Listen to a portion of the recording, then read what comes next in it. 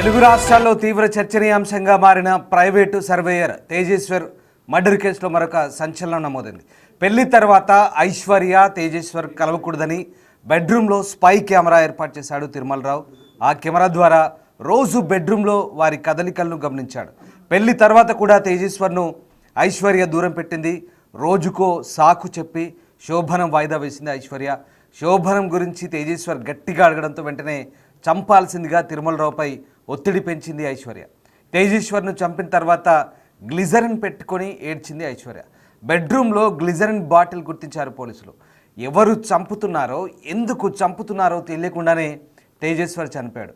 అన్నా నన్ను ఎందుకు చంపుతున్నారో చెప్పండి అంటూ వారిని తేజేశ్వర్ వేడుకున్నాడు. తన భార్య విలనని తెలియకుండానే తేజేశ్వర్ చనిపోయాడు.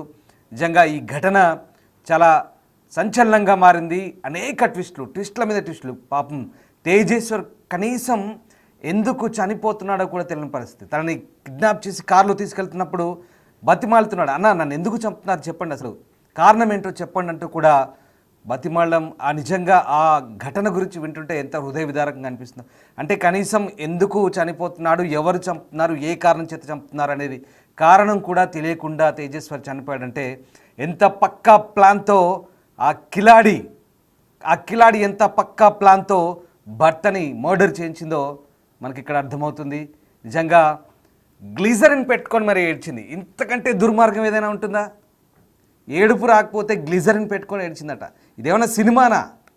అసలు నిజ జీవితంలో ఇలాంటి ఘటనలు జరుగుతున్నాయంటే నిజంగా ప్రతి ఒక్కరు కూడా ముక్కున వేలేసుకుంటున్నారు. సినిమాను మించి ఇలాంటి ఘటనలు చోటు చేసుకుంటున్నాయి. ఐశ్వర్య చేసిన లీలలు అంతా ఇంత కావు. ఐశ్వర్య ఆడిన నాటకాలు, డ్రామాలు అంతా ఇంత కావు. భర్తను చంపించడానికి, శోభనం జరగకుండా, ఫిజికల్గా అతన్ని కలవకుండా ఎన్ని సాకులు చెప్పి ఎన్ని రకాలుగా దూరం పెట్టి ఇక కాదు నాతో అన్నప్పుడు వాడిని లేపేండ్రా అని చెప్పేసింది. అంతటి దుర్మార్గపు ఆలోచనతో ఒక ఆడది కట్టుకున్న భర్తని ఏ రకంగానైనా కడతీర్చాలనుకుంటే ఖచ్చితంగా అది సాధ్యమయ్యే పని, ఇంకా దాంట్లో డౌటే లేదు. ఎందుకంటే ఇలాంటి ఆడవాళ్ళు ఉన్నన్ని రోజులు కూడా నిజంగా మనము ఈ భార్య బాధితుల సంఘాలు ఎందుకే పుట్టాయేమో బహుశా అనిపిస్తుంది. భార్య బాధితుల సంఘాలంటే తొలుత కొద్ది రోజులు చాలామంది నవ్వుకున్నారు, ఏంటి భార్య బాధితుల సంఘాలని. ఇదిగో ఇలాంటి ఘటనలే ఇటీవల మీరు ఒక్కసారి గమనించండి. ఇటీవల ఏ కేసు చూసినా, ఎక్కడ చూసినా, యూట్యూబ్ ఓపెన్ చేసినా, సోషల్ మీడియా ఓపెన్ చేసినా, ఏ చిన్న వెబ్ ఓపెన్ చేసినా, వెబ్సైట్ ఓపెన్ చేసినా భార్య చేతిలో భర్త మర్డర్. ప్రతిరోజు ఇదే తంతు, ఇదే తతంగాలు. ఎక్కడ భారతదేశం మొత్తం ఇదే పరిస్థితి. మనం సోనం కేసు తెలుసు కదా, అక్కడి నుంచి మొదలు పెడితే భారతదేశం మొత్తం, కర్ణాటక కావచ్చు, 2 తెలుగు రాష్ట్రాల్లో కావచ్చు, మధ్యప్రదేశ్లో కావచ్చు, యూపీలో కావచ్చు, హర్యానాలో కావచ్చు. అరే ఈ మధ్యకాలంలో మొత్తం ఇలాంటి ఘటనలే. సోషల్ మీడియా పుణ్యమాని అన్నీ బయటకు వస్తున్నాయి. చాలా దారుణమైన హత్య. నిజంగా ఈ ప్రైవేటు సర్వేను చంపిన అంశంలో చాలా కీలకమైన అంశాలు అయితే వెలుగు చూస్తున్నాయి. పోలీసుల ఇన్వెస్టిగేషన్లో అనేక ట్విస్టుల మీద ట్విస్టులు బయటపడుతున్నాయి. బాత్రూంలో గ్లిజరిన్ సీసా దొరికింది. ఎందుకు ఈ గ్లిజరిన్ సీసా అసలు ఎక్కడిదని పోలీసులు ఇన్వెస్టిగేషన్ చేస్తే అతన్ని చంపిన తర్వాత ఏడుపు రావడానికి, ఆ దొంగ ఏడుపు ఏడవడానికి, జనాలను నమ్మించడానికి గ్లిజరిన్ పెట్టుకుంది. గ్లిజరిన్ ఎవరు వాడతారు? సినిమాల్లో వాడతారు. సినిమాల్లో వాడే గ్లిజరిన్ కూడా తెప్పించుకుందంటే ఎంతటి పక్కా స్కెచ్తో ఐశ్వర్య ఈ మర్డర్ ప్లాన్ చేసింది ఒక్కసారి మనం ఆలోచించుకోవచ్చు. నిజంగా చాలా దుర్మార్గమైనటువంటి హత్య ఇది. ఈ హత్యకు సంబంధించి అనేక కోణాలైతే బయటపడుతున్న పరిస్థితి కనబడుతోంది. గద్వాల ప్రైవేట్ సర్వేయర్ తేజేశ్వర్ హత్య కేసులో సంచలన విషయాలు అయితే వెలుగు చూస్తున్నాయి. వివాహేతర సంబంధమే ప్రధాన కారణమని పోలీసులు ఇప్పటికే తెలిచారు. ప్రధాన నిందితులు A1 Tirumalarao, A3 Nagesh, A4 చాకలి పరశురాముడు, A5 చాకలి రాజులను కోర్టు అనుమతితో 3 రోజుల పోలీసు కస్టడీకి తీసుకున్నారు. హత్యకు దారితీసిన అంశాలు నిందితుల నుంచి వివరాలు సేకరించారు. ఈ క్రమంలో హత్యకు గురైన తేజేశ్వర్ భార్య ఐశ్వర్య, ప్రధాన నిందితుడు తిరుమలరావు మధ్య గత 5 ఏళ్లుగా ఈ వివాహేతర సంబంధం నడుస్తుందని పోలీసులు గుర్తించారు. ఈ 3 రోజుల పోలీస్ కస్టడీలో నిందితులు చెప్పిన వాంగ్మూలం కంప్లీట్గా సీన్ రీకన్స్ట్రక్షన్ చేశారు. హత్యకు గల కారణాలు వెల్లడించారు. అయితే తేజేశ్వర్ ఉంటున్న బెడ్రూమ్లో స్పై కెమెరా ఉన్నట్లు నిందితులు చెప్పడంతో పోలీసులు కూడా కంగు తిన్నారు. అనుకున్న ప్రకారం నెల వ్యవధిలో తేజేశ్వర్ని హత్య చేయాలనే లక్ష్యంతో పథకం వేసినట్టుగా చెప్తున్నారు. హత్య చేసి కొన్ని రోజుల తర్వాత లద్దాఖ్ లేదా అండమాన్లో స్థిరపడాలనే ప్రణాళిక రచించినట్టుగా తిరుమలరావు పోలీసుల ముందు ఒప్పుకున్నట్టుగా తెలుస్తోంది. నిజంగా చాలా దుర్మార్గమైనటువంటి వ్యవహారం ఇది. అసలు ఈ కేసులో ప్రతి అంశం కూడా ట్విస్ట్ల మీద ట్విస్టులు చోటు చేసుకుంటున్న పరిస్థితి కనబడుతోంది. ఇక ప్రియుడి మోజులో పడి సుపారి గ్యాంగ్తో భర్తను అంతమొందించిన ఘటన నిజంగా చాలా నివ్వెరపరిచే విధంగా మనకు కనిపిస్తోంది. జూన్ 17న తేజేశ్వరి కనిపించడంతో తోబుట్టులందరూ కలచింది విలపిస్తుంటే ఆ ముఖంలో మాత్రం ఏమాత్రం బాధ కనిపించలేదు. ఐశ్వర్య గదిలో ఈ గ్లిజరిన్ సీసా గుర్తించారు.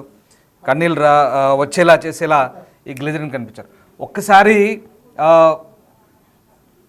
అసలు నిజంగా బెడ్రూమ్లో స్పై కెమెరా ఏర్పాటు చేశాడు. అసలు ఇది ఎంత కిలాడు, వాడు అంతకు మించి ఇద్దరు కలిసి కిలాడీలు అసలు వీళ్ళకి ఈ పదాలు కూడా సరిపోవు. బెడ్రూమ్లో అంటే ఎక్కడ వాడు పెళ్లి చేసుకొని దీంతో అరే ఏంటిది, భార్య భర్తలు పెళ్ళైన తర్వాత ఇవన్నీ సహజం, దానికి ఒక పవిత్రత ఉంటుంది నిజంగా. కానీ ఈ దుర్మార్గుడు ఏం చేశాడంటే, ఈ బ్యాంకులో పనిచేసే ఈ పనికి మాలిన ఈ దుర్మార్గుడు ఏం చేశాడంటే ఈ ఐశ్వర్యతో స్పై కెమెరా ఏర్పాటు చేశాడు. బాత్రూంలో పెట్టాడు, వాళ్ళ బెడ్రూమ్లో పెట్టాడు. ఎక్కడ ఈ సర్వేయరు ఆ ఐశ్వర్యతో ఫిజికల్గా కలుస్తాడని. ఇలాంటి వ్యక్తులు నిజంగా అసలు వీళ్ళని ఏమనాలి? నిజంగా మరి అంత భయం ఉన్నోడు పెళ్లి చేసుకోకుండా ఉండాల్సింది, అవసరమైతే ఆ అమ్మాయిని తీసుకొని వెళ్ళిపోవాల్సింది ఎక్కడికైనా. వాడితో పెళ్లి చేసి అమాయకంగా వాడిని బలి చేసి కనీసం వాడిని చంపేటప్పుడు బతిమాలకుండా నన్ను ఎందుకు చంపుతున్నారు చెప్పండి, అసలు కారణం ఏంటి, ఎవరు చంపమన్నారు ఏంటంటే అసలు ఇంతకన్నా ఘోరమైన చావేదన ఉంటుందా? ఇన్ని ట్విస్టులు, గ్లిజరిన్ సీసా, ఆ బెడ్రూమ్లో కెమెరాలు, ఎక్కడ రొమాన్స్ జరుగుతుందో వీడికి కొట్టుకుంటుంది, ఇక్కడ గిలగిల కొట్టుకుంటున్నాడు. ఆ కెమెరాలు నిరంతరం ఆ నిఘాలు ఎప్పటికీ ఆ కెమెరాలు అబ్జర్వ్ చేస్తున్నాడు. ఎక్కడ ఆ ఐశ్వర్యం మీద చేస్తున్నాడు, రొమాన్స్కు రెడీ అవుతున్నాడు. ఏంటి దుర్మార్గపు ఆలోచనలు, ఇంత దుర్మార్గం, ఇంత పైశాచికత, ఇంత శాడిజం ఎక్కడ అసలు విచిత్రంగా ఉంది ఈ కేసు. నిజంగా సోనం కేసును మించిన కేసు ఇది భారతదేశంలో. వాస్తవంగా చెప్పాలంటే చాలా దారుణమైన ఘటన. ఇలాంటి ఘటనలు మన చుట్టుపక్కలే జరుగుతున్నాయి. మనకు ఇవన్నీ కూడా వెలుగు చూస్తుంటే చాలా దారుణంగా అనిపిస్తుంది నిజంగా. ఈ సర్వేయర్ హత్యకు సంబంధించి కొత్త విషయాలు అయితే బయటపడుతున్న పరిస్థితి మనకు కనబడుతోంది. ఎవరికి అనుమానం రాకుండా ఈ వ్యవహారం అంతా నడిపించినట్టుగా మనకు కనబడుతోంది. సో పోలీసులు ఆ ముగ్గురిని కస్టడీలో తీసుకొని సీన్ రీకన్స్ట్రక్షన్ చేసినప్పుడు ఈ తిరుమలరావు చేసిన వ్యవహారాలు, అలాగే ఈ ఐశ్వర్య చేసిన నాటకాలన్నీ కూడా బయటపడ్డాయి. సో ఏం జరుగుతుంది, మా కొలీగ్ శంకర్ నాతో జాయిన్ అవుతున్నారు. శంకర్, నిజంగా ఈ సర్వేయర్ హత్యకు సంబంధించి ఒక్కొక్క ట్విస్ట్ బయటపడుతుంటే అసలు మైండ్ బ్లాక్ అవుతుంది. అంటే నిజంగా పోలీసులకే మైండ్ బ్లాక్ అయి ఉంటుంది, చెప్పే మనకి చూసే వ్యూవర్స్ కూడా అసలు ఏంటి ట్విస్ట్. నిజంగా ఆ సోనం కేసు ఏదైతే మేఘాలయ కేసును మించి ఉన్నట్టుగా కనిపిస్తోంది. అసలేంటి పోలీసులు ఏం చెప్తున్నారు, విచారణలో ఏ అంశాలు బయటపడుతున్నాయి? ఇంకా మొత్తంగా దేశవ్యాప్తంగా సంచలనం సృష్టించినటువంటి గద్వాల జిల్లా తేజేశ్వర్ మరణానికి సంబంధించి కస్టడీలోకి తీసుకున్నటువంటి నిందితులైనటువంటి A1 తిరుమలరావు, A3 A4 అదే విధంగా A5 కూడా పూర్తిగా రాజులను కూడా మొత్తం కూడా ఇప్పటి వరకు కస్టడీలో విచారణకు తీసుకున్నారు. ఎందుకంటే వాళ్ళు కేసు పూర్వాపరాలు పరిశీలించిన క్రమంలో వాళ్ళకు పోలీసులకు పలు అనుమానాలు వచ్చాయి. ఎందుకంటే ఒకవేళ ఆ తిరుమలరావు ఐశ్వర్యం తీసుకుపోవాల్సి వస్తే నేరుగా తీసుకెళ్లేది, కానీ ఎందుకు తేజేశ్వరను చంపాల్సి వచ్చింది? ఇట్లాంటి ప్రశ్నలన్నింటికీ సమాధానం పోలీసులకు మొదటగా దొరకలేదు. గత నెల 14వ తేదీన మిస్ అయ్యాడు, 21వ తేదీన శివమయ్య తేలాడు. కర్నూలు ప్రాంతంలో అతను చేరడంతో పాటు శవం లభ్యం కావడంతో పోలీసులు అదుపులోకి తీసుకొని అందరినీ కూడా జైలుకు పంపారు. జైలుకు పంపిన క్రమంలోనే గద్వాల సివిల్ సెషన్ కోర్టులో కూడా వీళ్ళ కస్టడీకి అనుమతి కోరాడు. సెషన్ కోర్టు కూడా అనుమతి ఇచ్చింది. దీంట్లో భాగంగానే జిల్లా ఎస్పీ మొత్తంగా దీని మీద ప్రత్యేకమైనటువంటి కస్టడీలో భాగంగా విచారణ చేపట్టారు.